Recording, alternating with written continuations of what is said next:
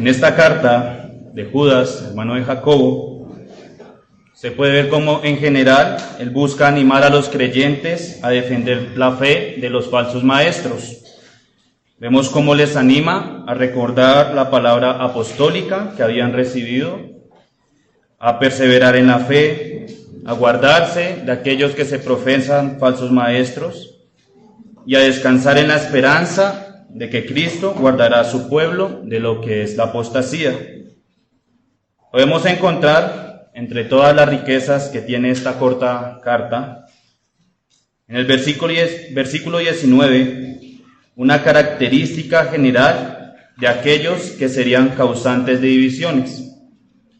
Usted puede leer allí, en Judas, versículo 19, como menciona que los que causan divisiones son sensuales y no tienen al Espíritu. Aquí la palabra sensual, en su original, es el griego sujikos, que quiere decir animal.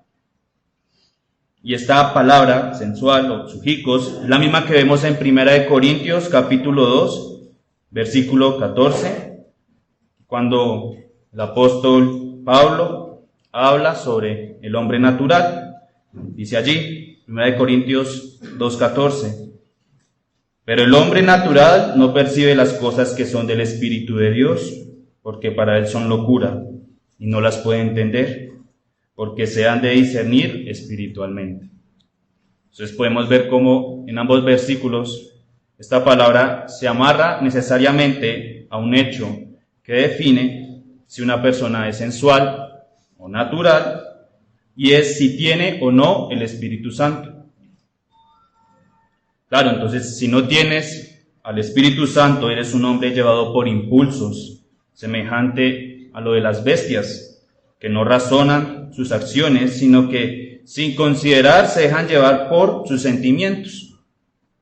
Además dice la Escritura que si no tienes el Espíritu Santo, también eres falto de entendimiento para poder entender las cosas del Espíritu. Puedes conocer de teología, de hermenéutica, pero si no tienes al Espíritu Santo, no podrás entender las cosas espirituales. Claramente vemos que tener al Espíritu Santo es necesario para todo cristiano, pero primero que todo, debes creer que existe el Espíritu Santo y que Él obra en nuestras vidas. Lamentablemente, el Espíritu Santo es una de las personas de la bendita Trinidad en las que menos pensamos. Tal vez muchos de nosotros venimos de esos contextos carismáticos en donde se decía que por imponer las manos y hacer obras de sanidad, o por hablar en lenguas, o por tener alguna profecía, significaba que teníamos al Espíritu Santo. Y claramente hoy en día no creemos en esto. Y debemos recordar que si bien el Espíritu no hace esto, Él hace obras más grandes en los corazones de los hombres. No debemos olvidar que el Espíritu Santo es Dios.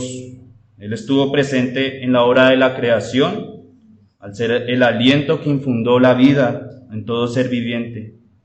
Usted ha escuchado tal vez frases como, creo que Dios está ocupado controlando el mundo o el universo.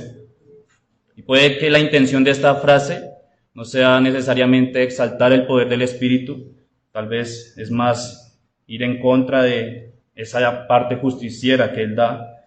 Pero es cierto que Dios está controlando el mundo, el universo, y está evitando que caigamos en un caos. El Espíritu Santo es quien da los dones a las personas, como lo leemos muchas veces en el Antiguo Testamento, como jueces, reyes, profetas fueron llenos de Él, como algunos de ellos fueron dotados de fuerza, de valentía, también hicieron grandes obras milagrosas. El Espíritu Santo es quien aplica la obra de salvación para nuestras vidas, al cambiar ese hombre pecador y nos abre nuestros ojos a ver verdades maravillosas por medio de su palabra. Con esta introducción, quiero llamarlo a considerar que si bien debemos alejarnos de creer en la obra del Espíritu Santo como un acto místico en el que hombres pierden su voluntad sobre sí mismos y son llevados en un éxtasis espiritual, no debemos olvidar que el poder del Espíritu Santo en nuestras vidas es grande y lo importante que es en la obra de la salvación del hombre. Hemos hablado en estas enseñanzas acerca de estas verdades, las sendas antiguas, que como creyentes nunca debemos olvidar, y en esta ocasión veremos aquello que significa tener al Espíritu. ¿Qué significa tener al Espíritu? Para esto veremos entonces primero la importancia de tener al Espíritu Santo. La importancia de tener al Espíritu Santo. ¿Es realmente importante tener al Espíritu Santo? ¿No es suficiente con la obra de Cristo para el creyente?, dirían algunos. ¿Por qué es importante tener al Espíritu Santo? Y veremos, en segundo lugar, el principio para determinar si tenemos al Espíritu Santo. ¿Cómo sabemos si tenemos al Espíritu Santo? ¿Se puede evidenciar esto? ¿Qué efectos tiene en quienes está el Espíritu Santo? Por último, veremos algunas aplicaciones de lo que es tener el Espíritu Santo. Empecemos a revisar la importancia de tener al Espíritu Santo. La importancia de tener al Espíritu Santo. Es fundamental que notemos la importante obra de la salvación y la obra que hace específicamente el Espíritu Santo en ella. Usted puede ver como, por ejemplo, antes en la Reforma, para los teólogos, no fue posible distinguir la diferencia entre justificación y santificación. Para algunos de ellos solamente se creía en la justificación, no había un proceso denominado santificación, dejando con esto la obra que el Espíritu hace en el hombre después de ser regenerado. Existen hoy en día corrientes como el antinomiano, que cree que puede vivir como creyente en pecado, ya que la gracia es infinita. Y como somos salvos por gracia, entonces para el antinomiano podemos pecar cuanto querramos y aún ser salvos, olvidando la obra santificadora de la que todo creyente debe ser objeto.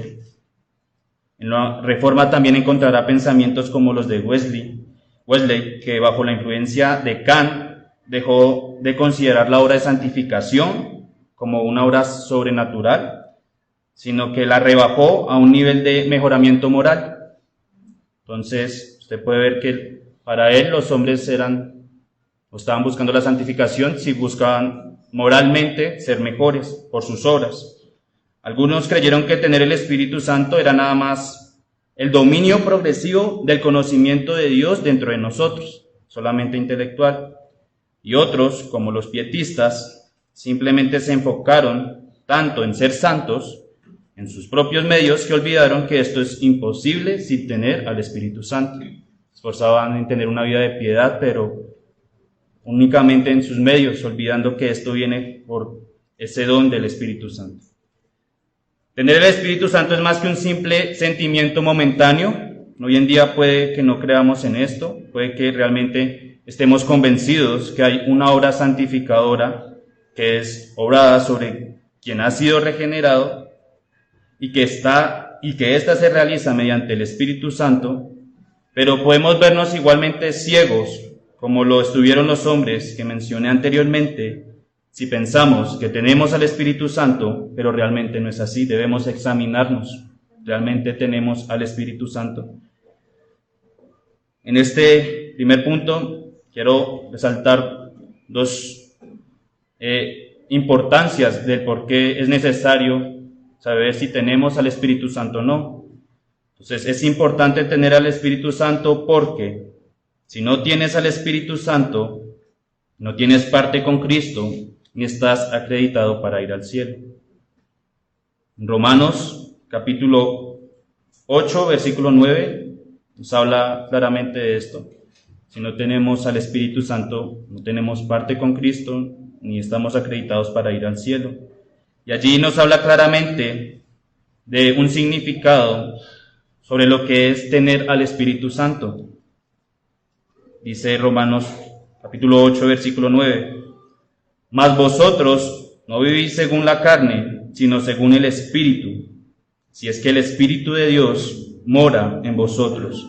Y si alguno no tiene el Espíritu de Cristo, no es de él.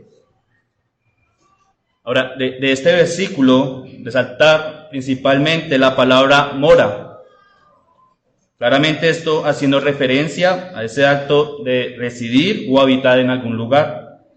Es decir, que de alguna u otra forma, quienes son de Cristo tienen al Espíritu Santo morando en ellos. Como hemos aprendido por la gracia común, seguramente algunas personas del mundo son retenidas de su maldad y de alguna otra forma el Espíritu Santo evita que puedan ser tan malos como podrían ser.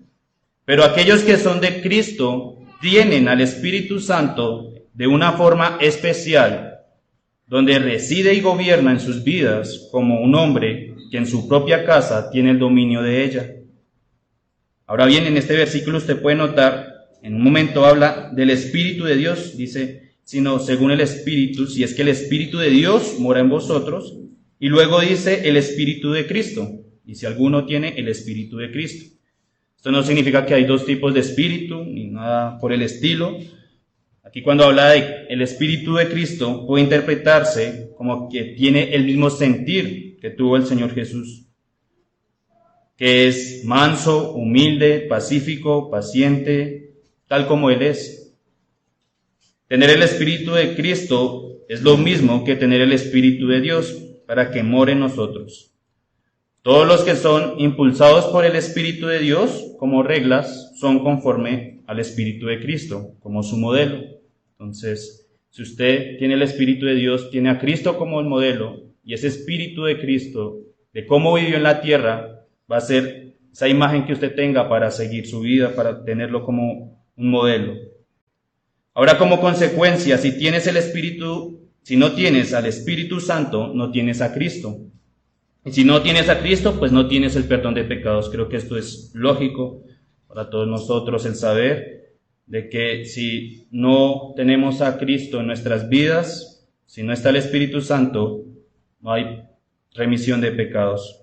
En 2 Corintios 1, 21 al 22, hemos visto en anteriores enseñanzas como el sello y las arras o la garantía de que somos del pueblo de Dios es justamente esto, tener al Espíritu Santo. Dice allí 2 Corintios capítulo 1 versículos 21 al 22, y el que nos confirma con vosotros en Cristo y el que nos ungió es Dios, el cual también nos ha sellado y nos ha dado las arras del Espíritu en nuestros corazones.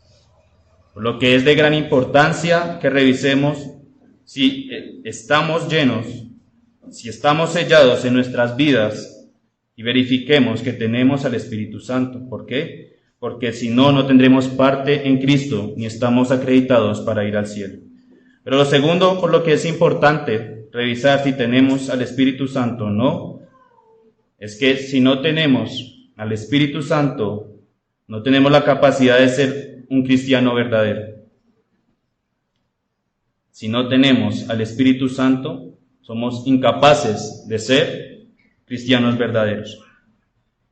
En Zacarías, capítulo 4, vemos un hermoso símil de la figura y la iglesia de Cristo y también de ese poder del Espíritu Santo en la misma iglesia. Podemos leer allí, desde el versículo 2, como dice: y me dijo, ¿qué ves?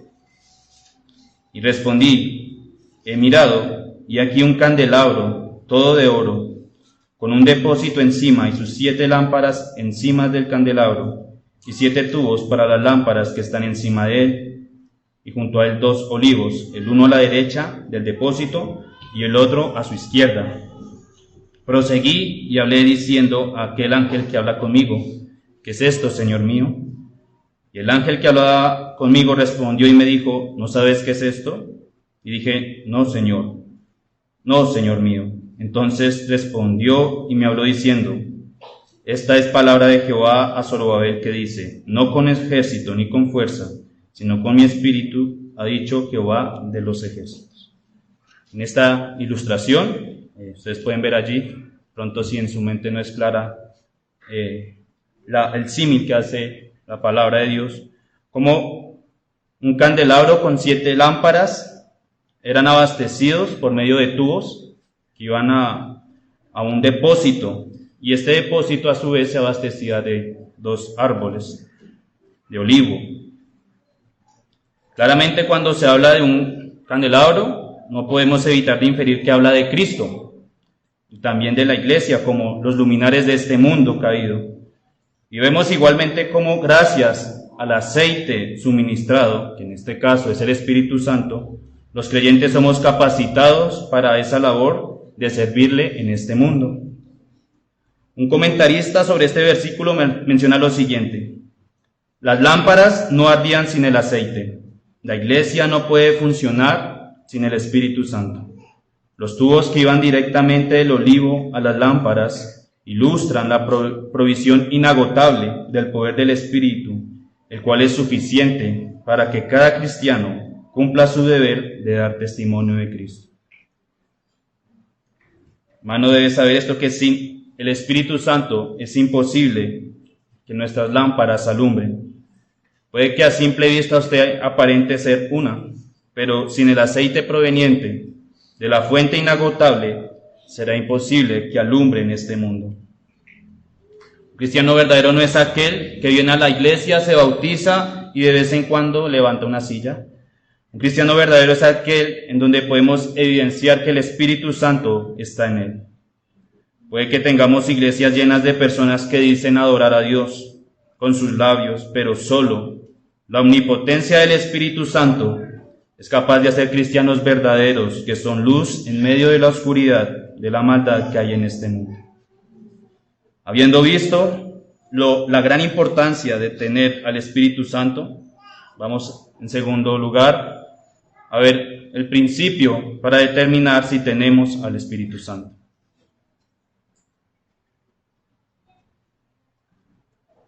Segundo punto, principio para determinar si tenemos al Espíritu Santo. Claro, cuando decimos que hay personas que tienen el Espíritu Santo, estamos infiriendo que hay otras que no lo tienen. Algunos pueden que demuestren en algún grado tener cierta sensibilidad por los asuntos de Dios, pero no necesariamente significa que tienen el Espíritu Santo. En Hechos 24, hace poco estuvimos leyendo este texto donde se habla de la historia del gobernador de Judea, Félix, quien al interrogar a Pablo, al parecer al comienzo manifiesta cierta sensibilidad por la palabra de Dios, y usted ve cómo incluso lo deja en una libertad condicional. Leemos allí en Hechos 24, capítulo 24, versículo 22, dice allí: Entonces Félix, oídas estas cosas, estando bien informado de este camino, les aplazó diciendo: Cuando descendiere el tribuno Lisias, acabaré de conocer de vuestro asunto. Y mandó al centurión que custodiase a Pablo, pero que se le concediese alguna libertad y que no impidiese a ninguno de los suyos servirle o venir a él. Dice que él conocía de este camino, Félix, claramente hablando de la obra de Jesús y de lo que en ese momento se estaba convirtiendo en la iglesia del Señor. Pero note que después de esto se puede evidenciar que este hombre no tenía realmente el Espíritu Santo. En el versículo 24 dice: Algunos días después, viniendo Félix con Drusila, su mujer, que era judía, llamó a Pablo y le oyó acerca de la fe en Jesucristo. Pero al disertar Pablo acerca de la justicia, del dominio propio y del juicio venidero, Félix se espantó y dijo: Ahora vete, pero cuando tenga oportunidad te llamaré. Esperaba también con esto que Pablo le diera dinero para que le soltase, por lo cual muchas veces lo hacía venir y hablaba con él.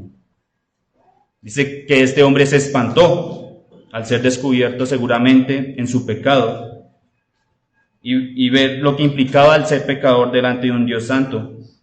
Pero no fue ese temor por el pecado que había cometido, por buscar el perdón, sino tal vez simplemente un temor de que no podía dejar su pecado, no quería dejar su pecado.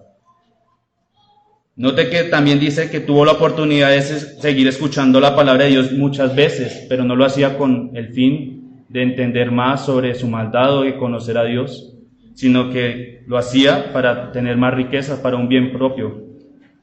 Tal vez Pablo hubiera pensado en este hombre y estaría pensando, puede que Dios esté haciendo una obra en él, pero realmente no veía en su corazón.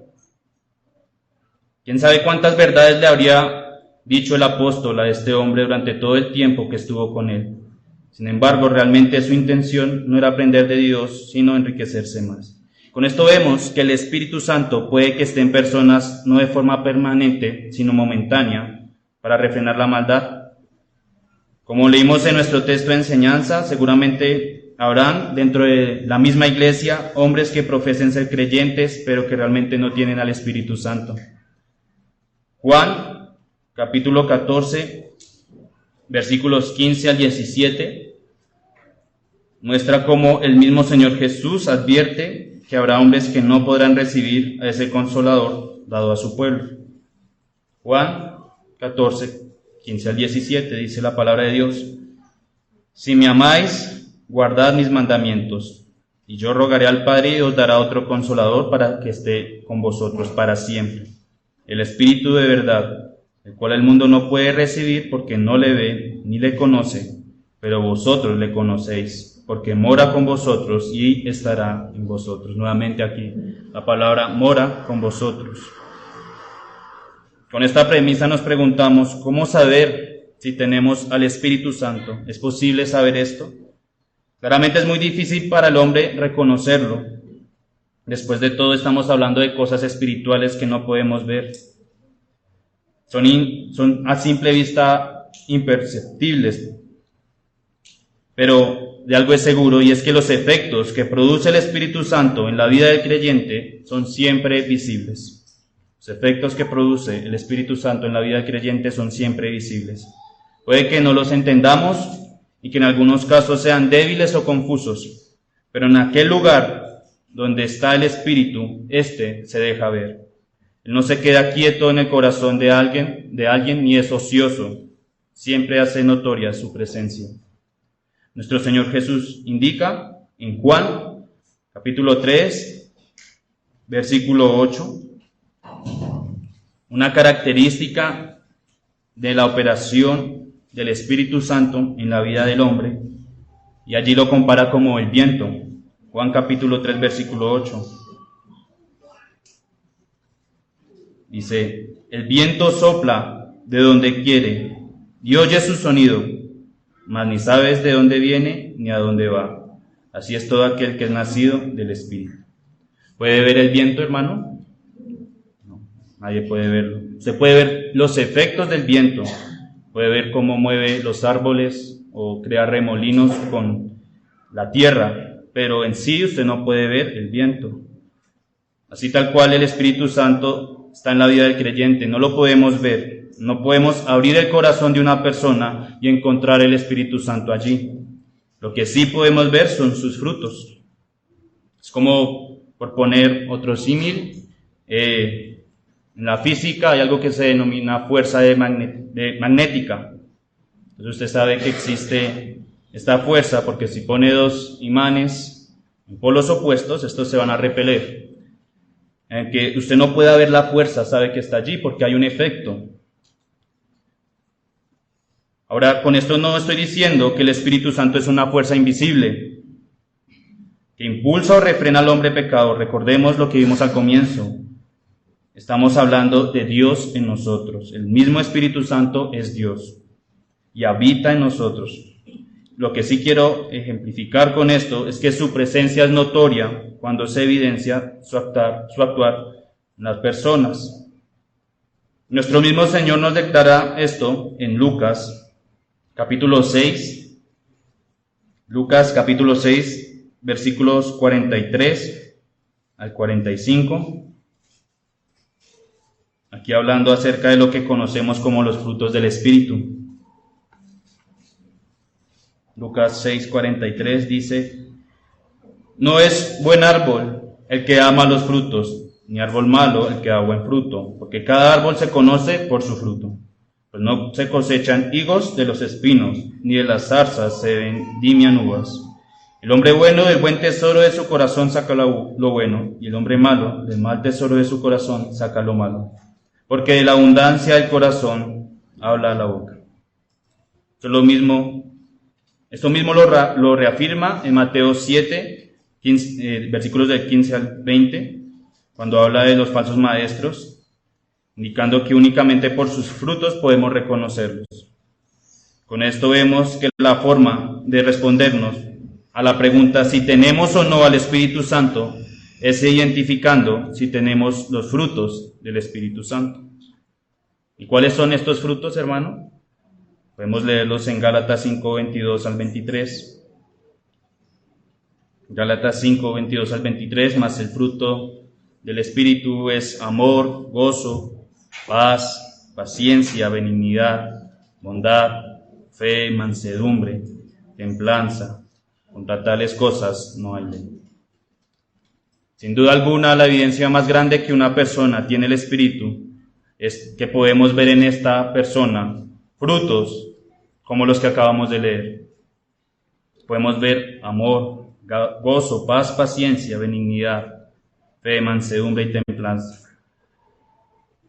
Es un estudio grande el poder abordar cada uno de estos frutos, por lo que en esta ocasión únicamente los mencionaré. Cada uno de nosotros debemos revisar si tenemos estos frutos, pero permítame en este momento mostrar en general ese efecto que produce el tener el Espíritu Santo en nuestros corazones, que nos dé igualmente luz si tenemos o no al Espíritu Santo. Como lo mencioné al comienzo, es difícil saber cómo opera el Espíritu Santo en la vida del hombre, pero debemos partir de que no necesariamente se debe de tener una determinada edad para ser apto y tener el Espíritu Santo. No es como algunos creen, que únicamente viene en esos tiempos de adolescencia donde el joven está encontrando su razón de existencia. Hay una posición que piensa esto, una posición ateísta, que indica que las personas que manifiestan haber sido llenos del Espíritu Santo fue porque en esa etapa de la adolescencia, donde estaban pasando de ser niños a hombres, en ese cambio hormonal, sintieron esto.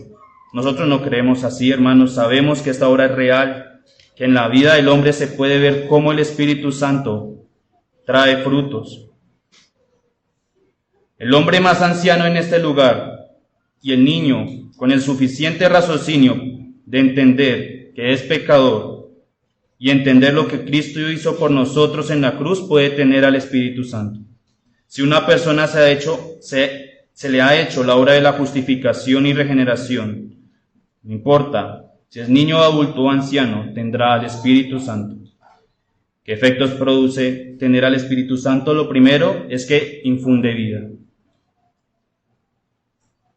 Efectos que produce tener al Espíritu Santo. Primero, infunde vida. Claramente, cuando el hombre es regenerado, nos referimos a esto, una nueva vida. Y es que, como lo hemos visto, el Espíritu Santo tiene esa facultad de convertir algo muerto en algo vivo. En Juan capítulo 6, versículos 63. Juan 6, 63, nuestro Señor Jesús declara que es aquello que da vida al hombre. Dice allí la palabra de Dios: el Espíritu es el que da vida. La carne para nada aprovecha. Las palabras que yo os hablo son espíritu y son vida. El Espíritu es el que da vida, dice nuestro Señor. Solo quien tiene el Espíritu Santo tiene vida espiritual. Pasa de un estado de muerte bajo el pecado a tener vida con un nuevo corazón, una nueva mente y propósito para su vida. También lo hemos visto en enseñanzas anteriores, como un muerto es insensible y no puede percibir su pecado, pero el vivo siente y se hiere por la maldad que ve en sí. Hace poco nosotros fuimos testigos de cómo nuestro Hermano Felipe y Danay tuvieron la fortuna de recibir una nueva vida en su familia, lo cual seguramente trajo mucha alegría a su hogar. Y asimismo debe suceder en la Iglesia de Dios cuando vemos el nacimiento de un creyente, cuando el Espíritu Santo infunde vida en un ser, haciéndolo nacer de nuevo. Nos da alegría esto. Entonces, el primer efecto que tiene el Espíritu Santo en quien lo tiene es que le da vida. Lo segundo es que enseña. El segundo efecto del Espíritu Santo es que enseña.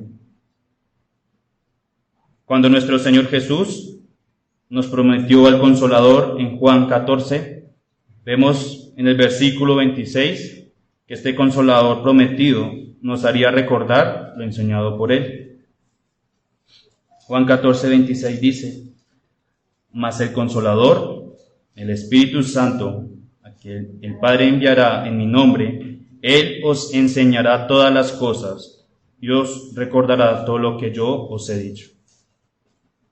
En nuestro estado pecaminoso éramos ciegos a muchas verdades. Principios como el del día del Señor nos parecía locura. Pensábamos, todo el día en la iglesia, eso es para fanáticos.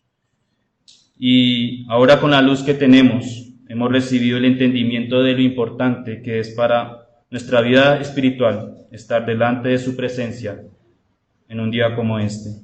Solo el Espíritu Santo puede abrir nuestra mente a estas verdades y hacernos entender de tal manera que busquemos obedecerlas. Pero además de enseñarnos y abrirnos nuestros ojos a estas verdades, nos hace tener deleite por la palabra de Dios. Se ha probado tal vez algunos postres que son empalagosos y nos hastian. Al comienzo pareciera placentero, pero después de cierto tiempo ya no queremos comerlos. Pero no es así con la palabra de Dios para quienes tienen el Espíritu Santo, pues en ella encontramos un manjar que querremos probar en todo momento, como lo dice el Salmo 1, versículo 2.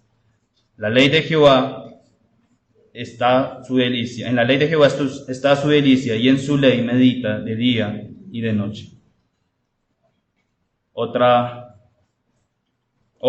efecto que produce el Espíritu Santo en quien lo tiene es que convence del pecado. Tercero, convence de pecado. En Juan, capítulo 16, versículo 8, muestra cómo convencer del pecado son de esas funciones específicas que el Señor Jesús prometió que el Espíritu Santo cumpliría. Juan, capítulo 16, versículo 8 dice: y cuando Él venga, convencerá al mundo de pecado, de justicia y de juicio. Si bien aquí habla de forma general, usted puede ver cómo dice convencerá al mundo del pecado. Cabe aclarar que si Él convence a toda la humanidad, ¿cuánto más no convencerá a los que tienen el Espíritu en Él? Habita en las personas en las que habita, se verá un mayor grado de esto.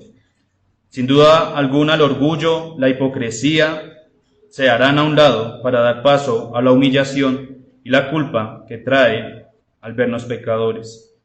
Quien tiene el Espíritu Santo realmente se convence que hay pecado en su vida. No se miente a sí mismo ni se justifica pensando que no tiene pecado, sino que, como lo indica Proverbios 28:13, realmente puede ver su maldad y confesar su iniquidad. Dice allí: el que encubre sus pecados no prosperará, mas el que los confiesa y se aparta alcanzará misericordia. ¿Ha visto a una persona que miente? Es muy feo, ¿no? Como puede sin ningún escrúpulo esta persona ni siquiera sonrojarse y decir una mentira pensando que es verdad. Hay personas que han llegado a calmar tanto, a endurecer tanto su conciencia que no tienen ninguna vergüenza por sus pecados, son fríos, como si nada pasara, se engañan, incluso creyendo ellos mismos que no han cometido ningún error, pero el Espíritu Santo nos convence de nuestros pecados, nos muestra nuestra iniquidad y nos hace avergonzarnos de éste. Cuarto, es que nos guía a Cristo para la salvación. Nos guía a Cristo para la salvación.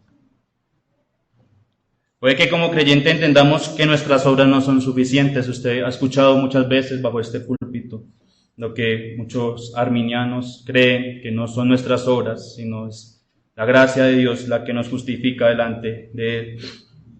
Pero en el diario vivir puede que practiquemos ese arminiano interior que tenemos. Si pasamos por alguna necesidad o estamos en alguna prueba, o incluso en abundancia, en algún momento nos refugiamos en nuestras buenas obras para traer contentillo a nuestras vidas, diciendo que somos unos excelentes hijos de Dios. Pero cuando nuevamente el Espíritu Santo nos hace ver nuestros pecados y la incapacidad que tenemos de obedecerle, el Espíritu es quien nos toma y nos recuerda el camino de la justificación por Cristo. Filipenses 3:8-9 menciona esto, cómo abandonamos nuestra justicia propia y descansamos en la de Cristo. Dice allí: y ciertamente aún estimo todas las cosas como pérdida, por la excelencia del conocimiento de Cristo Jesús, mi Señor, por amor del cual lo he perdido todo y lo tengo por basura para ganar a Cristo, y ser hallado en Él, no teniendo mi propia justicia, que es por la ley, sino la que es por la fe de Cristo, la justicia que es de Dios por la fe. No tenemos al Espíritu Santo, abandonamos todo tipo de justicia propia, nos arrojamos a la justicia de Cristo, que es la única que puede hacernos salvos. Pero también nos hace santos. Nos hace santos. Claro, no sería una obra de santificación si la persona o el hombre no se hiciera santo. En 2 de Tesalonicenses, capítulo 2, versículo 13, vemos cómo Pablo hace referencia a esta obra de santificación en la iglesia. 2 de Tesalonicenses, capítulo 2, 13 dice: pero nosotros debemos dar siempre gracias a Dios respecto a vosotros, hermanos amados, por el Señor, de que Dios os haya escogido desde el principio para salvación, mediante la santificación por el Espíritu y la fe en la verdad. Mediante la santificación por el Espíritu. Recordemos que nuestro Dios es muy limpio de ojos para ver el mal, y en su morada celestial seguramente veremos lo que es realmente ser santos, por lo que es el anhelo del que tiene al Espíritu Santo, el ser cada vez más santo, lo cual solo lo podrá lograr mediante la purificación de los sentimientos mundanos que tiene. También importante recordar aquí que es una obra progresiva. Si no tiene un progreso o cree que ya llegó a su máximo estado de santidad, está en lo incorrecto. Nunca estaremos completamente libres de nuestros pecados en este mundo. Debemos todos los días santificarnos de nuestra maldad. Pero también nos hace amar quienes lo poseen igualmente. Nos hace amar a quienes lo poseen igualmente. En 1 de Juan, capítulo 3, versículo 10, vemos cómo se manifiesta en la relación del cristiano con las almas perdidas y con sus hermanos, que tenemos al Espíritu Santo. Dice allí: en esto se manifiestan los hijos de Dios y los hijos del diablo. Todo aquel que no hace justicia y que no ama a su hermano no es de Dios. En el versículo 16 también dice: en esto hemos conocido el amor, en que Él puso su vida por nosotros, también nosotros debemos poner nuestras vidas por los hermanos. Debemos tener un amor por aquellas almas que se pierden, como lo indica el texto base de esta enseñanza. En Judas 22 leímos: algunos que dudan convencerlos, a otros salvar, arrebatándolos del fuego, y de otros tener misericordia con temor, aborreciendo aún la ropa contaminada por su carne. Note que, aunque se nos anima a convencer y a salvar a aquellos que están débiles, también se nos advierte que no debemos contaminarnos, sino seguir aborreciendo el pecado de estas personas. Debemos amar a quienes tienen el Espíritu Santo o a aquellos que están progresando en esto, amar a las almas en las que el Señor ha impuesto la salvación. También nos hace experimentar la batalla entre la vieja y la nueva naturaleza. nos hace experimentar la batalla entre la vieja y la nueva naturaleza. Parte de lo que vivimos como creyentes al tener el Espíritu Santo es que nuestra vida antigua, que solía estar sin ninguna preocupación y era descuidada, empieza a batallar con la iniquidad que tenemos en el interior. Antes de que tuviéramos al Espíritu Santo no teníamos una lucha contra la carne, simplemente vivíamos en nuestros pecados sin remordimiento. Pero ahora, como lo dice Romanos 7, 18 al 20, vemos cómo estamos en una lucha en nuestra alma por querer hacer el bien. Dice allí: yo sé que en mí está esto, en mi carne no mora el bien, porque el querer, el bien está en mí, pero no el hacerlo. Porque no hago el bien que quiero, sino el mal que no quiero, eso hago. Y si hago lo que no quiero, ya no lo hago yo, sino el pecado que mora en mí. Sentimos internamente cómo nuestra carne busca el pecado, pero del mismo modo entramos en ese conflicto porque nuestro deseo no es el pecar, sino que queremos morir a ese viejo hombre. Y por último, nos enseña a orar. Zacarías 12 al 10 dice que el espíritu de gracia y oración. Por lo que aquello que antes era difícil para nosotros y no sabíamos cómo debíamos decirlo, ahora por medio del Espíritu Santo podemos hacerlo, ya que en nuestras bocas el Espíritu Santo estará embelleciendo nuestras palabras. Gálatas 4:6 dice: y por cuanto sois hijos de Dios, envió a nuestros corazones el Espíritu de su Hijo, el cual clama: Abba, Padre. Habiendo visto esta enseñanza sobre lo que es tener el Espíritu Santo, permítame culminar con 3 aplicaciones. La primera, una aplicación general, y es que nunca debemos olvidar que el Espíritu Santo tiene un gran poder. Sea hálito de vida que embellece los dones de los hombres y nos santifica. No olvidemos que Él es Dios, que no podemos verle no significa que no está obrando en la vida de nosotros o de las personas. No olvidemos que cuando decimos que Él habita en los creyentes, realmente lo está haciendo. Está allí como gobernante en las vidas de las personas que han sido regeneradas. Pero también quiero que se pregunte aquella persona que no ha venido a Cristo: ¿cree usted que sería una gran ayuda para su vida tener un aliado en la lucha contra el pecado? ¿Ha visto su incapacidad para seguir los mandamientos de Dios, para vencer aquel pecado con el que ha tratado de mortificar, para amar y entender las cosas espirituales? Si se ha preguntado cómo hacen estas personas para orar tanto tiempo o deleitarse en la Biblia, la respuesta es porque tienen al Consolador con ellos. Si desea tener al Espíritu Santo en su vida, lo primero que debe hacer es arrepentirse y creer en Cristo como su Salvador. Abandone todo tipo de justicia propia, deje de buscar encuentros místicos con el Señor, más bien arroje su justicia a los pies de Cristo para que Él pueda limpiarlo de sus pecados y darle las ropas nuevas que lo harán ser parte del pueblo de Dios. Aquel que es hermano, quiero que examine 2 cosas en su vida. Primero, revise si realmente tiene al Espíritu Santo. Puede que hayas caído en algún pecado y estés en batalla, pero recuerda que si tienes al Espíritu Santo, este siempre se hará manifiesto en tu vida. Si revisas tu vida y no encuentras alguna evidencia de que hayas mostrado los dones o los frutos que da el Espíritu Santo, busca rápidamente a Cristo y pídele que te haga ver tu maldad, que te deje examinar tu pecado y puedas arrepentirte sinceramente.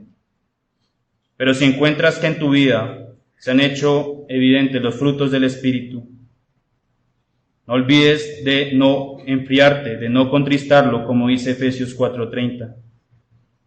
No contristéis al Espíritu Santo de Dios, con el cual fuiste sellados para el día de la redención. Si por alguna caída en el pecado o por alguna prueba que estás pasando, has taponado el tubo del cual emana el aceite del Espíritu para que tu lámpara ilumine, ora y suplica para que puedas volver a avivar la llama de tu vida con el aceite del Espíritu Santo. No dejes que esto permanezca en ti. Recuerda que es una obra progresiva, por lo tanto, exponte con más frecuencia a los medios que Él ha dado para santificar tu vida. Que el Señor nos ayude, hermanos, oremos.